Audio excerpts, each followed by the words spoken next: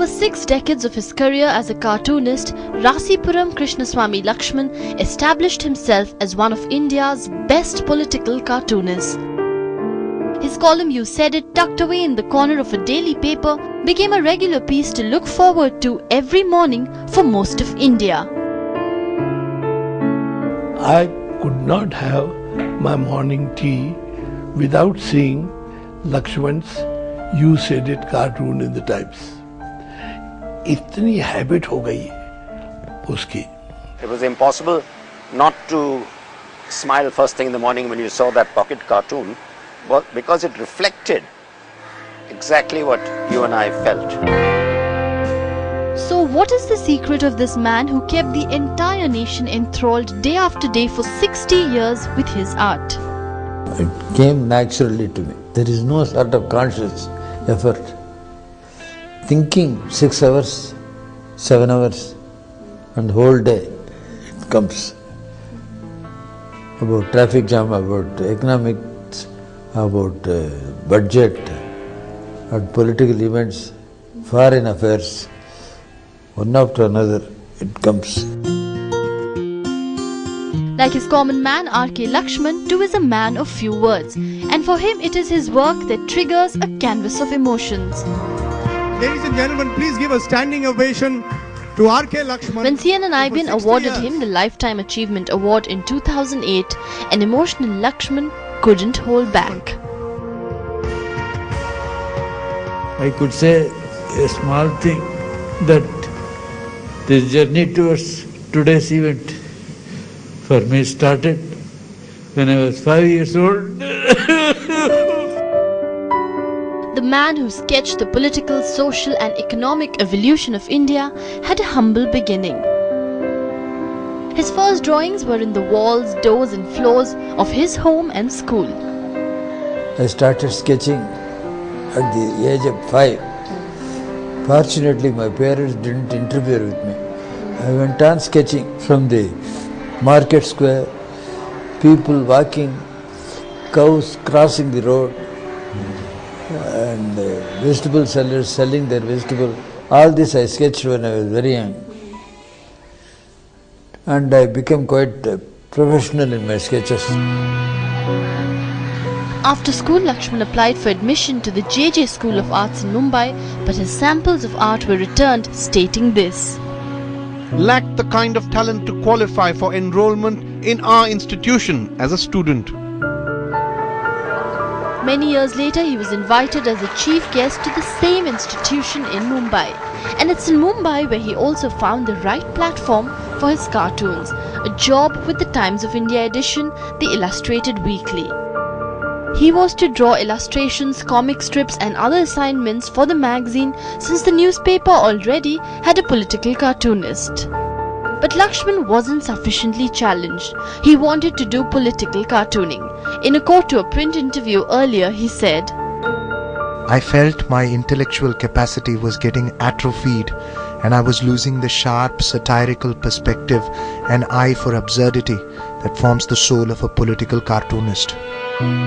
So Laxman decided to draw a political cartoon just for the editor every day, just so he could stay in touch with his art.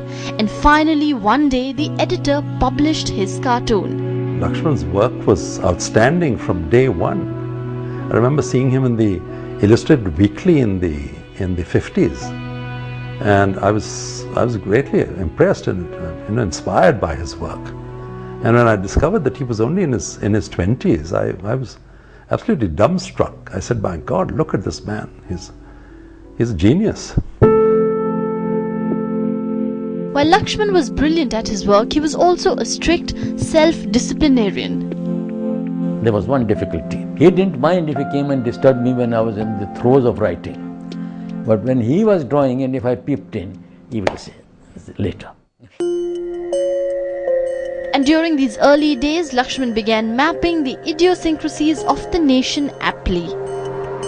The first few years of India after independence, with the first Prime Minister Nehru, the thinker, or Republic India in 1950 armed with a nuclear head, the 1962 China attack on India and a shocked Nehru, Laxman had a sketch for everything and a caption for every public mood. I think his real genius is the pocket. And a lady once asked him in a society dinner, Mr. Laxman, how is it that you can come up with this idea every day? He said, Madam, I just wish there were more days in the week. What was amazing was also the unique way in which he captured the politicians, like Nehru, always without his Nehru topi. Nehru talked to him sometime and he asked him, everybody shows me with my cap on, why are you showing me bareheaded? And he said, sir, because that is how I see you. I don't see, even when you are wearing a cap, I don't see it. Laxman's cartoon kept getting better, and as he says, the scenario in India provided him with enough fodder for thought. Corruption, misbehavior, falsehood, everything politics contains. That inspires the cartoonist. In 1966, Indira Gandhi took over the reins of Indian politics. Some of his best cartoons have been about Indira Gandhi, because, you know, obviously Indira Gandhi was a cartoonist's dream, you know, with those sharp features. 11 by 15 in space was enough for Laxman to convey the growing dissent in governance during that period. Through his common man, Laxman started reflecting the public opinion.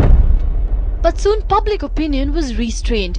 Emergency was called and Indira Gandhi made sure the press said all good things. These are some of the cartoons that never got published because of censoring. Laxman just stopped drawing because he said, what will I draw? It will get censored. And when he would sort of go to a party, he'd introduce himself and say, well, I used to be a cartoonist. Finally, annoyed with censorship, Laxman decided to meet Mrs. Gandhi. This is a quote from his previous interview. During the emergency, the censors said, don't do this, don't do that. I was dragged from pillar to post. I went to Mrs. Gandhi. She assured me not to bother about them. With that reassurance, Laxman was back to work with more brilliant stuff like this, showing the common man lost under all the pro-government news. There is one during the emergency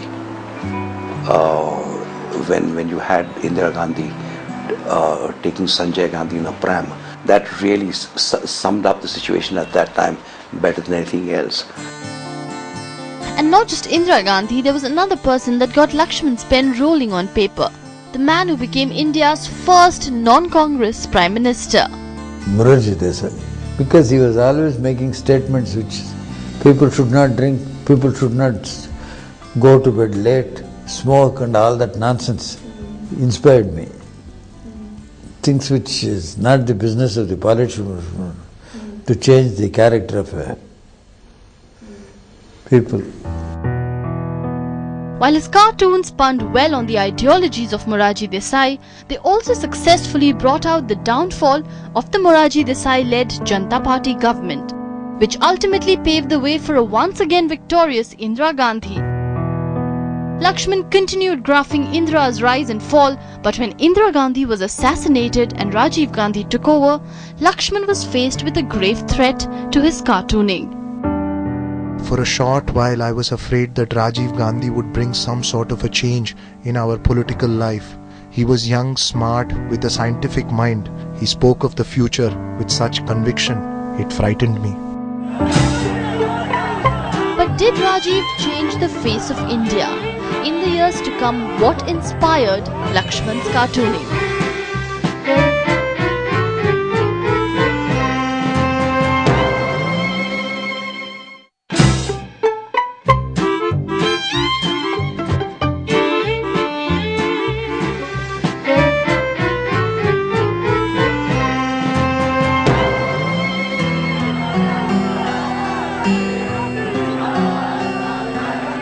1984.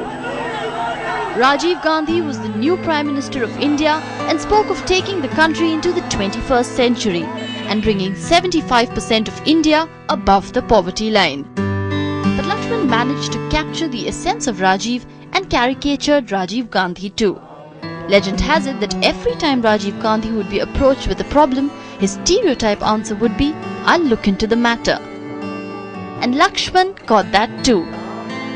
When the Times turned 150 in 1988, Rajiv Gandhi came, one of the celebrations, and then he told, in Delhi, he told Laxman, "Look, I love your work, but why do you always show me with a bald spot?" So Laxman said, "I'll look into the matter." Laxman's common man never spoke.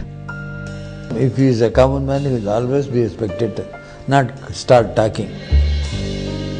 But there is an exception. Years back, in one or two cartoons, Laxman did make his common man speak. This was a rare one.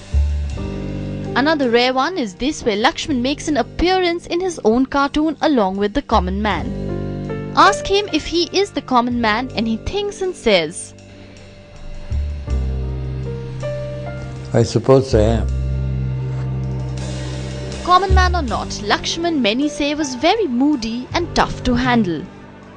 No editor ever even attempted to intervene in his work. One of my predecessors did make a very feeble attempt to tell him that a sentence in the caption of one of his cartoons was grammatically incorrect. And he was so upset with that remark that he didn't speak to the editor for weeks on end afterwards. Once I had the audacity to edit his caption, and I really never forgot that lesson. And he says, "I don't write like you people in all this convoluted fashion. Me and my brother, we write straightforward. Don't you ever dare touch my copy again." And I said, "No, sir." He was a very private man, but if you think he didn't socialize, that's a big mistake. He loved his whiskey, so he was out every night at every other night at cocktail parties, where he'd be the star of the show. Laxman's talents were not just limited to his You Said It strip. He did illustrations for his brother R.K. Narayan's Malgudi Days and penned a few novels as well. The famous Gattu, the mascot of Asian Paints, is his creation. And this was not all. He's also been an extraordinary mimic. I mean, he would mimic just about everyone, and but he didn't do that in public. But I think in the privacy of his home, the privacy of my home, this is something that he did. One day I just looked up from my desk and I saw Laxman standing there. I said, "Hi, what are you doing here?" So he walked in and he said he was on a visit to Delhi. At the end of it, I said, "Look, you can't go away without giving me a sketch of the common man." So he said, "Okay."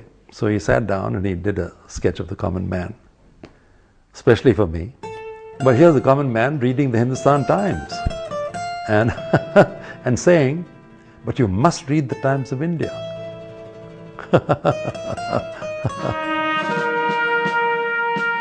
Through the 80s and 90s, Laxman, through his daily strip, chronologically recorded the history of India. The Narasimha Rao government, the 1992 Babri Masjid demolition followed by riots, the irony of India on the global beauty map in 94 but poverty-stricken, the dozing Deve Gowda, Finance Minister Manmohan Singh's economic liberation policies bringing relief. And while he did all of this, he successfully caricatured politicians across India, inspired by the various scams they were involved in. Jayalalitha with the multi-million scams, Lalu the fodder scam, Sukram in the telecom scam. This Sukram cartoon happens to be R.K. Laxman's favorite, and he once said, I have not drawn my best cartoon yet, but my favorite one, you could say. It shows Sukram sitting behind a table. His drawers, cupboard, his secret hiding places are all open, full of currency notes. Notes, notes, notes. He's guarding them. And then he calls out to his secretary and asks her, "Is there a blank sheet of paper somewhere here on which I can write to the president saying, I'm innocent?" Another politician Laxman enjoyed sketching was Bal Thackeray, and they shared a common past. Laxman and Bal Thackeray had worked in the Times of India together. There's always been a sort of a battle going on, behind the scenes between the two of them, I guess. Then, of course, when Bal Thackeray entered politics, for Laxman, it must have been a great moment because, he could take the man to task, openly. And he did. He never spared Bal Thackeray. Laxman also punned well on the dynastic politics in India. And as Sonia Gandhi entered the political scene in 1997, Laxman found a new lease of life for his cartoons. Sonia's arrival on the scene was not seen with too much sympathy by anybody. Yet the way the Congress fellows in their sycophantic way went around her, that I think somehow annoyed R.K. Laxman. With Sonia Gandhi's new campaigning for Congress and Atal Bihari Vajpayee and Advani's India shining, Laxman brought out the agendas of the New Age leaders. But in 2003, after a sudden paralytic attack, Laxman's art came to a sudden halt. After 2003, he really lost the draftsmanship that he had. And you may, of course, say that yes, the mind was sharp, but a stroke will take its toll. It did take a toll, but it couldn't stop Laxman. There was Laxman happily, out of the operation theatre in ICU.